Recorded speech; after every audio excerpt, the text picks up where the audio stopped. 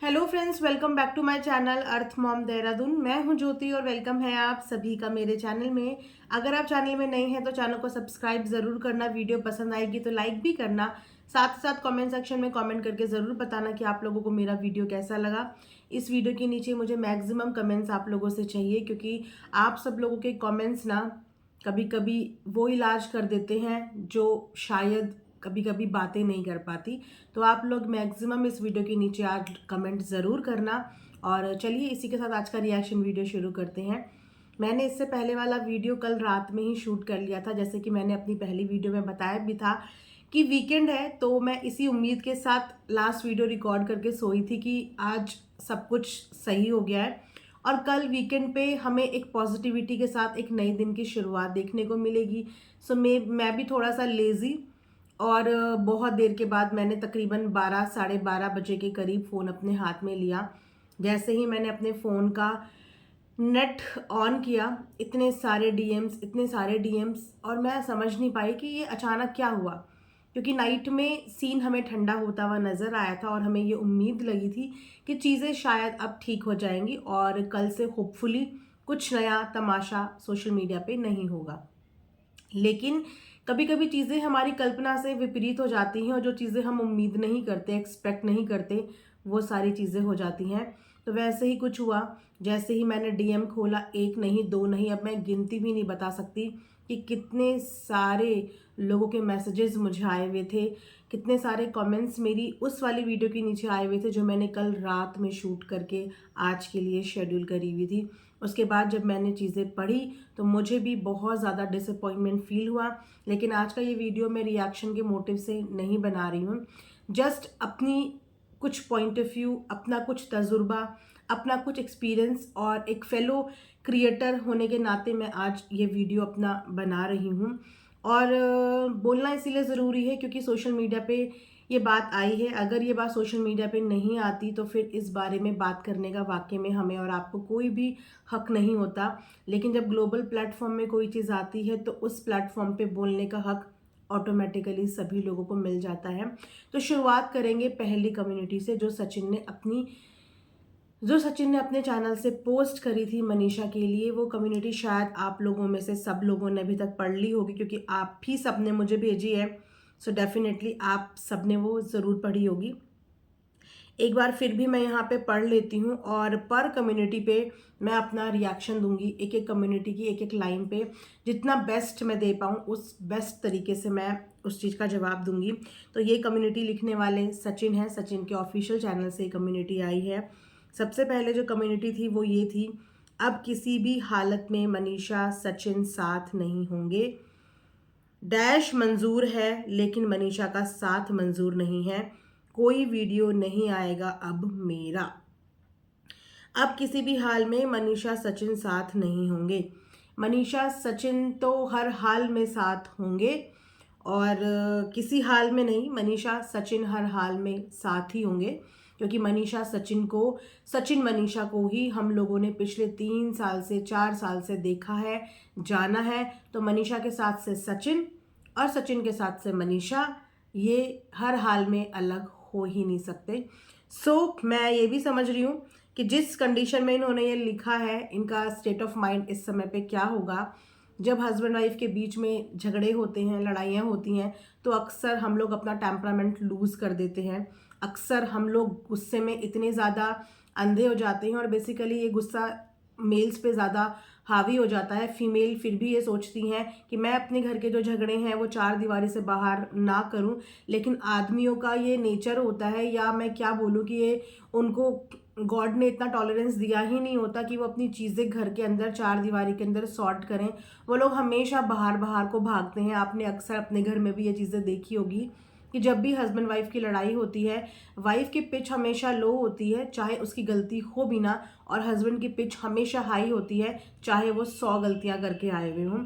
फिर भी वो बहुत ज़ोर ज़ोर से बोलते हैं और इस पे वाइफ क्या बोलती है कि प्लीज़ धीरे बात करो, कोई सुन लेगा, प्लीज़ धीरे बात करो, बाहर आवाज़ जा रही है, प्लीज़ धीरे बात करो, बच्चे सुन लेंगे, प्लीज़ धीरे बात करो, घर के बड़े सुन लेंगे। तो ये डिफरेंस होता है मेल और फीमेल में कि आदमी जो होते हैं वो हल्ला बहुत ज़्यादा मचाते हैं और औरतें जो होती हैं वो बहुत टाइम तक कोशिश करती हैं कि उनकी बातें पहले तो कमरे से बाहर ना जाए, अगर कमरे से बाहर गई है तो घर की चार दीवारी से बाहर ना जाए, और अगर घर की चार दीवारी से बाहर गई है तो वो कभी भी नहीं चाहेगी कि सोशल मीडिया पे चली जाए। लेकिन टेम्परामेंट का भी एक लिमिट होती है, एक सीमा होती है जो कि आदमियों के अंदर कम होती है, और ये सारी कम्युनिटी आज उसी का नतीजा है कि दोनों के बीच में कुछ ना कुछ आर्ग्यूमेंट हुए होंगे किसी चीज़ को लेके, कुछ ना कुछ बातें बिगड़ी होंगी, जिसके बाद हमेशा की तरह रिएक्टिव हैं बहुत ज़्यादा सचिन, और इस समय पे बहुत ज़्यादा रिएक्टिव हुए हुए हैं। एक एक चीज़, एक एक बात वो नोट भी कर रहे हैं, नोटिस भी कर रहे हैं, और उस बात पे रिएक्ट भी कर रहे हैं। ओवर रिएक्ट मैं बोलूँगी, ओवर रिएक्ट भी कर रहे हैं और ओवर थिंकिंग भी कर रहे हैं।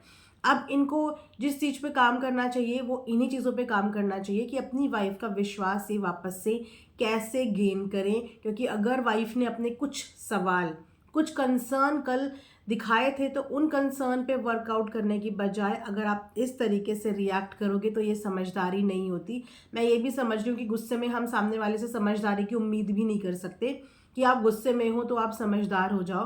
गुस्से में इंसान हमेशा ऊट पटांग हरकत ही करता है, और वो हरकत करने के बाद उसको रिग्रेट भी होता है। लेकिन सोशल मीडिया पे छपी हुई चीज़ें वापस नहीं जाती, मुंह से बोली हुई बातें वापस नहीं जाती। इसीलिए अपने गुस्से को काबू रखते हुए अगर घर में कुछ हो रही है बातचीत, तो उस समय पे बेटर ऑप्शन यही है कि अपने आप से अपने सोशल गैजेट्स, अपने फ़ोन वगैरह दूर रखें, ताकि किसी भी सर्कमस्टांसिस में ये बवाल, घर की बवाल सोशल मीडिया पे ना आए। तो इन्होंने पहला तो यही लिखा है। तो गाइज़ आप लोग बिल्कुल स्ट्रेस मत लो, इस समय पे शायद बहुत ज़्यादा गुस्सी में इन्होंने ये चीज़ें लिख दी हैं, लेकिन इनका वीडियो भी आएगा और मनीषा के साथ भी आएगा। लेकिन हाँ, चीज़ें बिगड़ी हैं, नाराज़गी, गुस्सा, झगड़े हो रहे होंगे घर के अंदर, जिसकी वजह से इनका इतना ज़्यादा टेम्परामेंट हाई हो गया कि इन्होंने आके यहाँ पे लिखना शुरू कर दिया। खैर, यहाँ पे भी ये नहीं रुके, इसके बाद इन्होंने एक और कम्युनिटी डाली जिसमें इन्होंने लिखा कि दूसरों पर इल्ज़ाम लगाकर बदनाम करने से अच्छा है अपने स्वभाव में बदलाव लाओ। और ये उन्होंने किसी का नाम लिया है, वो जो सोशल वर्कर इनका बीच में हेल्प कर रही हैं इनके मैटर को सॉर्ट आउट करने में। यहाँ पे उन्होंने उनका भी जिक्र किया है कि उनके नाम पर तुम ज़्यादा उड़ो मत, और तुझे कभी नहीं अपनाऊंगा, मैं ज़िंदगी भर जेल में रह लूँगा लेकिन मैं तुझे कभी नहीं अपनाऊंगा। अगर किसी से बात ना करो तो भी इल्ज़ाम लगते हैं, हर 2 घंटे में मुझे बोलती है कि डैश जा, इतनी परेशानी है तो जहर दे दे, और मोनिका मैडम आप लगा लीजिए और करवा दीजिए मुझे फांसी। अगर आपकी बीवी को ना, सचिन थोड़ा सा गहराई से इस चीज़ को समझना, अगर आपकी बीवी को आपको मारना होता या आपको जेल डालना होता या आपका नुकसान करना होता तो वो अभी तक भी आपके साथ नहीं होती। उसके लिए इतना ही काफ़ी था कि आपने अपनी बीवी के साथ धोखा किया, इतना ही काफ़ी था आपको बर्बाद करने के लिए, आपको छोड़ने के लिए, या आपके साथ कोई भी गलत काम करने के लिए। लेकिन वो इन सब चीज़ों के अलावा जो मेन चीज़ चाहती है, वो चाहती है आपके साथ अपना घर वापस से बसाना, बाकायदा सच्चाई के साथ, ट्रांसपेरेंसी के साथ, जो शायद अभी भी आप दोनों के रिश्ते में कमी है जिस चीज़ की, और इसी वजह से वो भी शायद बात बात पे शक कर रही है, रिएक्ट कर रही है, क्योंकि वो ट्रांसपेरेंसी आज भी आप उसको नहीं दे पा रहे हैं। जैसे कि उन्होंने अपनी छोटी छोटी शिकायतें रखी थी, आप अपने फ़ोन का पासवर्ड नहीं देते हैं तो आप उसको चेंज कर देते हैं। व्हाट्सएप पे कुछ लोग आपके ब्लॉक नहीं हैं, जिन्हें देख के उसे इनसिक्योरिटी होती है।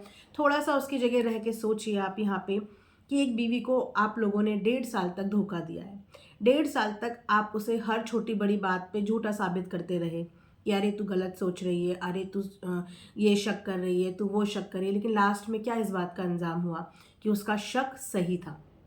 तो अब दूध का जला हुआ छाछ भी फूक फूक के पीता है। 1.5 साल वो बंदी पागल बनी है ना, उसके चीज़ों को शक शक शक ही बोला गया, तो अभी भी उन चीज़ों को उसको भी एडजस्ट करने में देखो टाइम लगेगा, लेकिन मुश्किल नहीं है। अगर आप एक बार उसके सामने बिल्कुल ओपन हो गए, बिल्कुल ट्रांसपेरेंट हो गए कि ये ले मेरा फ़ोन, जो तू कहेगी, जैसा तू कहेगी वैसा ये फ़ोन चलेगा, जिससे तू कहेगी उससे बात होगी, हर चीज़ का अगर आप ऑपरेट करने का, उसको भी हक दे दें तो शायद उसकी इनसिक्योरिटी ख़त्म हो जाएगी। लेकिन उसकी इनसिक्योरिटी का रीज़न है कि आप उस इंसान का एक तरीके से काइंड ऑफ फेवर कर रहे हैं जिस इंसान से वो दुनिया में शायद सबसे ज़्यादा नफरत करती है। सबसे ज़्यादा मतलब सबसे ज़्यादा। और कल की ये वीडियो देखने के बाद कहीं ना कहीं उसके दिमाग में ये चीज़ें आई, क्योंकि आप सामने वाले की image directly indirectly white wash करने की कोशिश कर रहे थे। तो अगर आप सामने वाले को इनसिक्योरिटी का चांस नहीं देंगे तो कोई भी बीवी पागल नहीं है जो वो बेवजह शक करेगी। पहले भी तो उसका शक सही निकला था ना। अगर पहले उसका शक सही निकला था तो वो अभी भी चीज़ों को लेकर डाउटफुल है, क्योंकि उसने 1.5 साल तक धोखा खाया है। थोड़ा सा उसकी जगह पे रह के भी सोचने और समझने की ज़रूरत है कि उसको किस चीज़ की शिकायत है। ऐसी कैसी एक्टिविटीज़ आपकी हो रही हैं जिसकी वजह से उसको डाउट हो रहा है। वो डाउट क्लियर करना आपकी ज़िम्मेदारी भी बनती है, लेकिन चीज़ों से भागना आपकी ज़िम्मेदारी नहीं बनती, क्योंकि आपने गलती करी है। और गलती माफ़ कर दो, माफ़ कर दो, माफ़ कर दो से माफ़ नहीं होती। गलती की माफ़ी आपके एक्शंस में नज़र आनी चाहिए। और अगर वाइफ को किसी भी चीज़ से कोई भी ट्रांसपेरेंसी चाहिए तो उसको बिल्कुल दो। आधे आप लोगों के कलेश की जड़ कहीं ना कहीं यही है कि अभी भी वो चीज़ों को लेके डाउटफुल है, क्योंकि आप उसके साथ ट्रांसपेरेंट नहीं हैं। एक बार इस चीज़ पे काम करना, जिन गैजेट से उसे डाउट हो रहा है, जिन एक्टिविटीज़ से उसे डाउट हो रहा है, उन एक्टिविटीज़ को ख़त्म करो, उन चीज़ों को ख़त्म करो। और क्यों किसी के और ज़िंदगी में घुसने की ज़रूरत है। अपनी लाइफ में फोकस करो। जितना होना था उतना हो चुका। जितना होना था, जितना आपकी दिली इच्छा थी, वो सब कुछ आई थिंक आप कर चुके हो। अब थोड़ा सा अपने रिश्ते पे समय दो, वरना लोगों ने इतना समझाया है ना, अगर लोगों ने समझाना बंद कर दिया तो सचिन ज़िंदगी में लोगों की कमी हो जाएगी।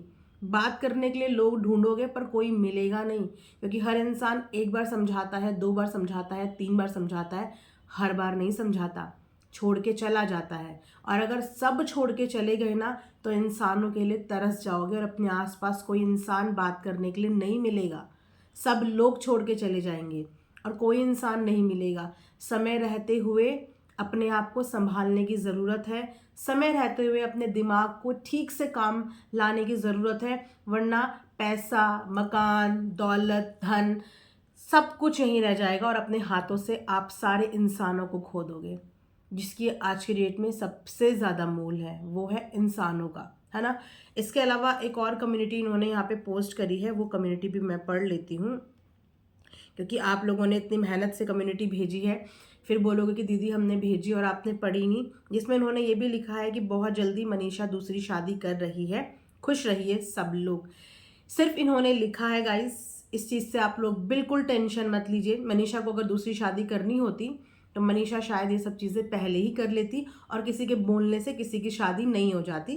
शादी हलवा भी नहीं है और हवा भी नहीं है कि रेडीमेड लड़के मार्केट में मिलते हों कि इतने में ले लीजिए और आ जाओ शादी कर लो, है ना।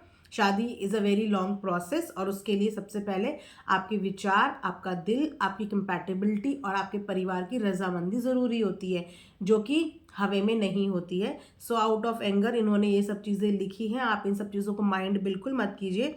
मनीषा दूसरी शादी नहीं करेगी।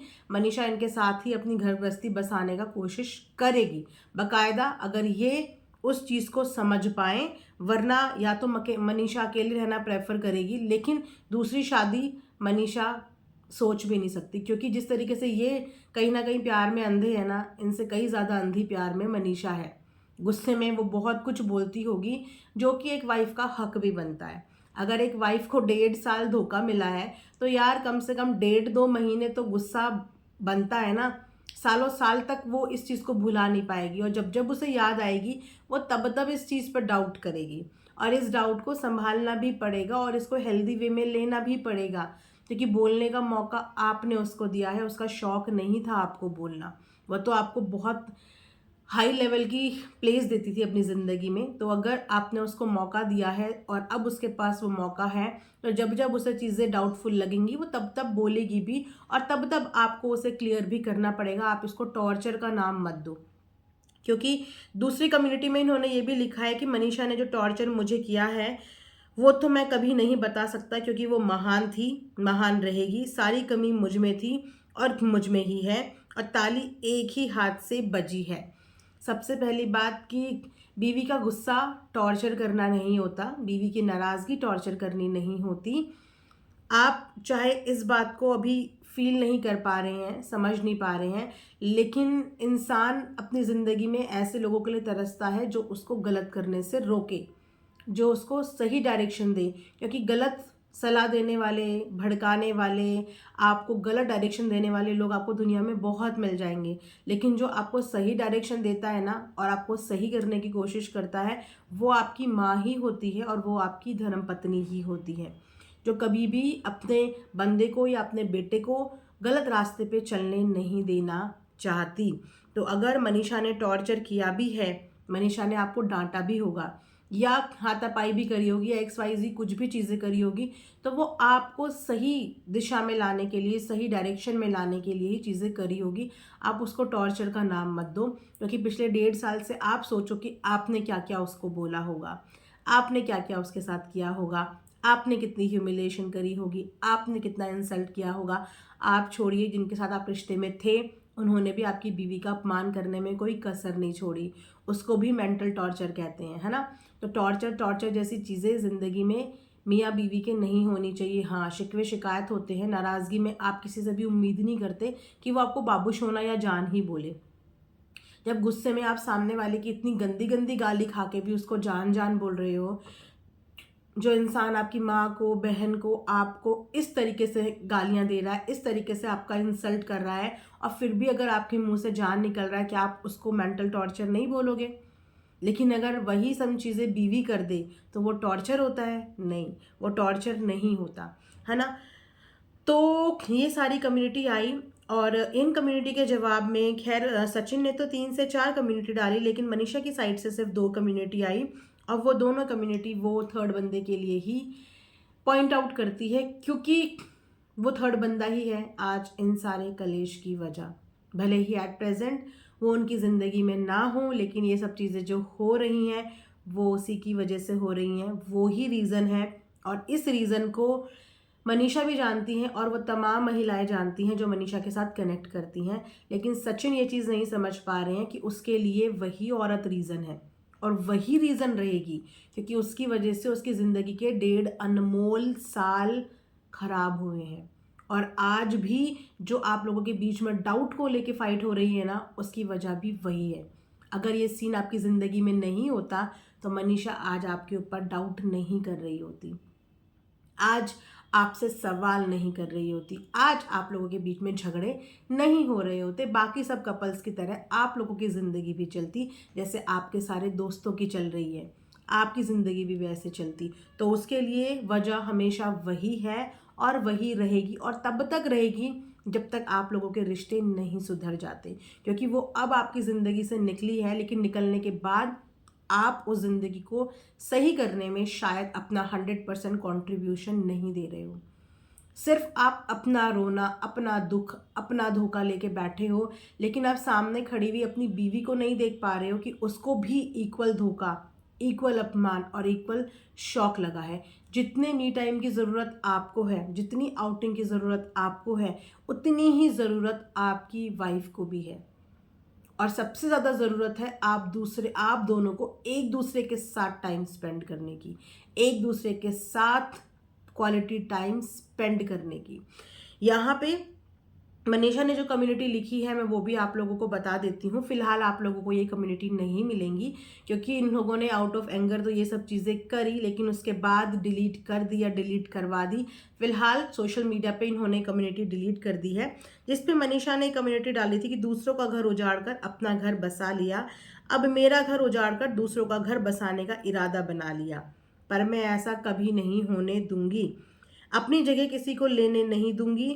मोनिका दी, अब वक्त फैसला आ चुका है, अब मुझे जो करना है मैं वो करके रहूँगी, मुझे आपके साथ की ज़रूरत है।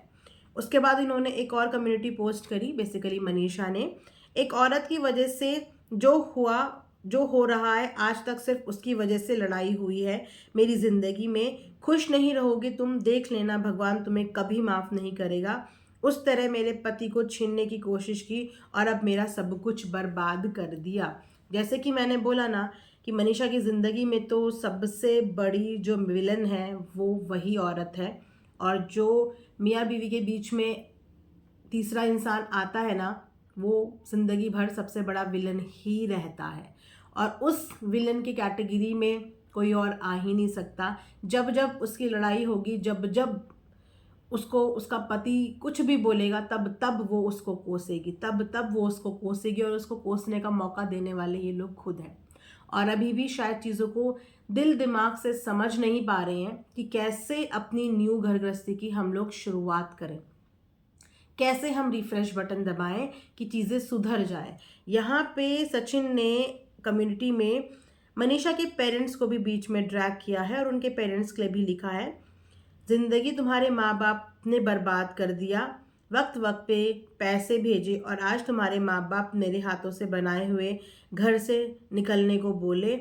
लालच करो पर इतना नहीं कि मुंह मत खुलवाना, वरना क्या बोलूँगा मुझे भी नहीं पता। हड़प लो घर तुम लोग, मुझे नहीं चाहिए धन दौलत, ना ही कोई इंसान, और तुम तो बिल्कुल भी नहीं। सबसे पहली बात कि जब भी मियाँ बीवी के झगड़े होते हैं और इस स्तर पे हो जाते हैं, इस स्तर पे आप छोड़ने अलग करने की बात करते हो, तो हर कोई माँ बाप यही बोलते हैं कि ये घर मेरी बेटी का है, मेरी बेटी इस घर में रहेगी, क्योंकि अपनी बेटी की सिक्योरिटी भी हर पेरेंट देखते हैं। सचिन, यहाँ पे एक बार ख्याल करो कि अगर आपकी खुद की बेटी के साथ ये हो रहा होता तो आप भी सबसे पहले अपनी बेटी की सिक्योरिटी देखते, या आपकी बहन के साथ ऐसा हो रहा होता तो आप भी सबसे पहले अपनी बहन की सिक्योरिटी देखते कि मेरी बहन की सिक्योरिटी क्या है। बोलने में और चीज़ें करने में ज़मीन आसमान का फ़र्क होता है। बोलने को इंसान बहुत कुछ बोलता है, बहुत कुछ बोलता है, लेकिन क्या करता है वो मैटर करता है।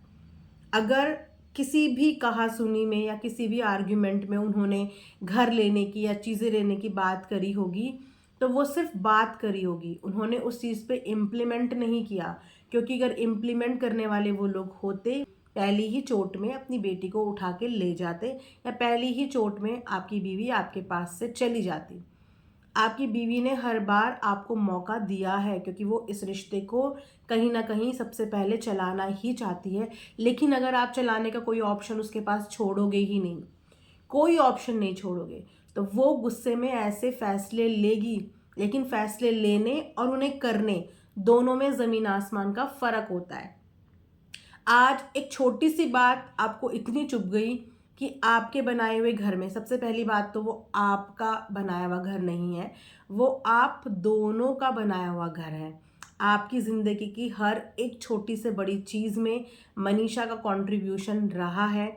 आप सब ये जानते हैं कि आज जो अचीवमेंट आपने अपनी लाइफ में हासिल किया है, उसमें कंट्रीब्यूशन मनीषा का भी रहा है, क्योंकि मनीषा आपकी फैमिली की पहली इंसान थी जो सोशल मीडिया पे पहले काम करती थी। उसके बाद आप दोनों का साथ, आप दोनों की जोड़ी, आप दोनों की मेहनत, और आज जो भी अचीवमेंट आपने हासिल करे हैं वो आप दोनों के हैं। तो यहाँ पे मेरा तेरा, तेरा मेरा वाला हिसाब ही दोनों के बीच में नहीं है। लेकिन अगर ये हिसाब किताब बीच में आ भी रहा है तो वो सिर्फ आउट ऑफ एंगर आ रहा है, क्योंकि आप उसको वो सिक्योरिटी नहीं दे रहे हो जो सिक्योरिटी उसको चाहिए।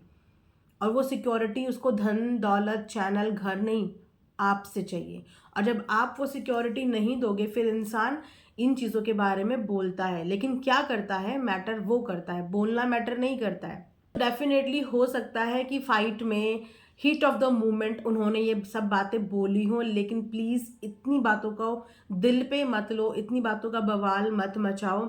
अभी भी कुछ भी नहीं बिगड़ा, चीज़ें वापस से शुरू हो सकती है। मैं स्टिल समझती हूँ कि तुम एक समझदार इंसान हो, लेकिन अभी तुम्हारी समझदारी या दिमाग काम नहीं कर रहा है, मैं ये भी समझ रही हूँ, बिल्कुल भी काम नहीं कर रहा है। तो जब अपना दिमाग काम ना करे, सोचना समझना कुछ भी ना हो पाए, तो उस वक्त पे अपने बड़ों से उसकी गाइडेंस लो, अपनी मम्मी से लो। आपकी मम्मी क्या बोल रही हैं, क्योंकि माँ से बढ़कर रिश्ता और कुछ नहीं होता। अगर आपको मनीषा से डिटैचमेंट फील हो रहा है, आप दोनों की अभी नहीं बन रही है, तो अपनी मम्मी से डिसीजन लो।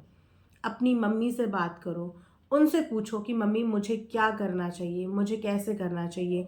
एक माँ बच्चे को चलना, खाना सब कुछ सिखाती है बचपन में, तो माँ से बड़ी गुरु और माँ से बड़ी कोई गाइडेंस देने वाला इंसान होता नहीं है। Take a guidance from your mother, ask her, पूछो उनसे सोल्यूशन, और वो आपको आपकी ज़िंदगी का सबसे बेटर सोल्यूशन देगी, सबसे बेटर सोल्यूशन, रेदर देन यहाँ वहाँ लोगों से सोल्यूशन मांगना या लोगों से हेल्प मांगना या ओवर थिंकिंग करना। अब मैं क्या करूं, अब मैं क्या करूं, खाली दिमाग शैतान का घर, अब मैं ऐसा करूं, अब मैं वैसा करूं। इन सब चीज़ों को छोड़ के अपनी माँ को अपना गुरु बनाओ और अपनी माँ से अपनी सारी प्रॉब्लम के सोल्यूशन पूछो। दिल खोल के अपनी माँ से बात करो। मनीषा से अगर नहीं कर पा रहे हो तो अपनी माँ से बात करो। दिल खोल कर एक कमरे में उन्हें ले जाओ, उनके साथ बैठो, जो आपके दिल में है, जो आपके मन में है, जो आपके दिमाग में है, जो आप चाहते हो, जो आप सोच रहे हो, वो सारी बातें खुल करके अपनी माँ के आगे बोल दो और अपनी माँ से ही सल्यूशन मांगना। और उसके बाद माँ जो सल्यूशन दे ना, उस सल्यूशन को पत्थर की लकीर बना देना, क्योंकि माँ सबसे बेस्ट सल्यूशन आपको आपकी इस प्रॉब्लम का देगी।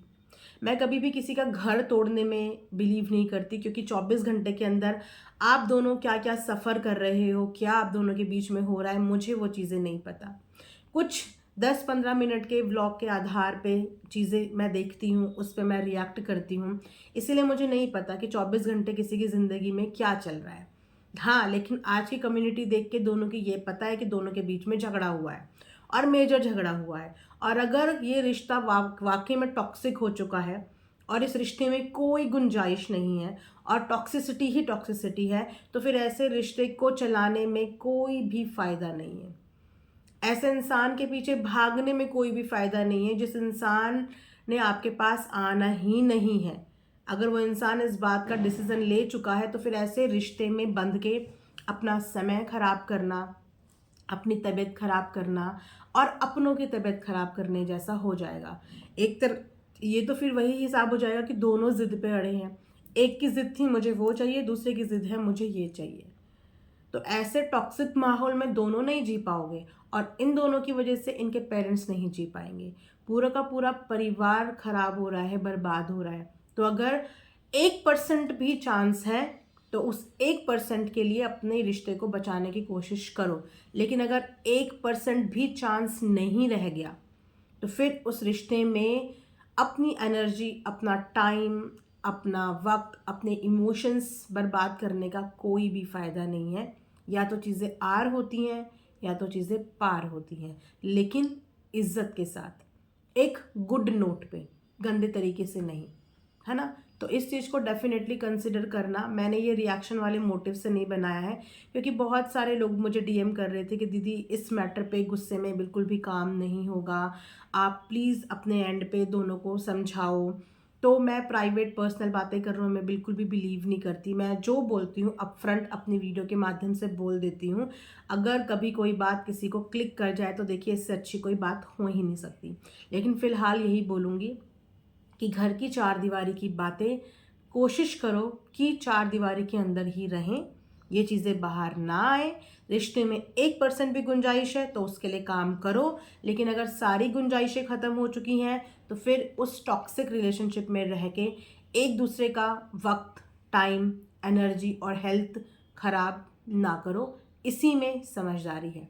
तो दोस्तों, इसी के साथ ये वीडियो मैं अपनी एंड करती हूँ। बाकी आप लोग भी अपनी अपनी सजेशन मनीषा और सचिन के लिए कमेंट बॉक्स में दे सकते हैं। ये वो टाइम ही नहीं है, बहुत सेंसिटिव टाइम है, जहाँ पे हम किसी को गाली दे के, डरा के, डांट के कुछ भी हासिल नहीं कर पाएंगे। और सचिन इस कंडीशन में है ही नहीं कि उसको डांटो, डराओ या कुछ भी करो, नहीं है।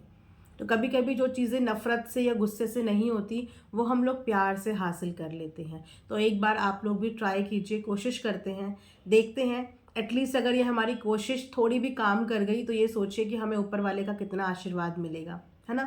तो चलिए, इस वीडियो को मैं यहीं पे एंड करती हूँ। Thanks for watching earth mom Dehradun.